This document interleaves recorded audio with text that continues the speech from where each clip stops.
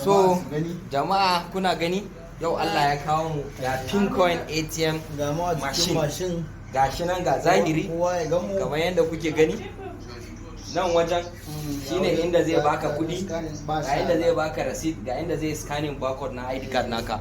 Inks Nation is real. Wanda suke tunanin wallahi wannan abun ba haka bane su dena. Ga sabon machine din da aka kawo shi ko bude shi a leda ma ba a yi ba.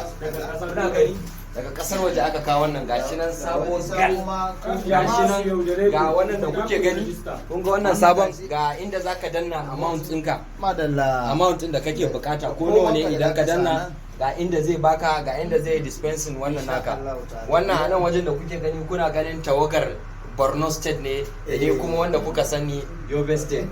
Thank you very much. Allah ya sa mu dace. Kuma dan Allah shawarar da zan ba wa mutane, idan yan uwanka ba su yi rijistan wannan Inks Nation din ba ka samu yawwa, wannan shine a takaice. Wallahi thank you very much.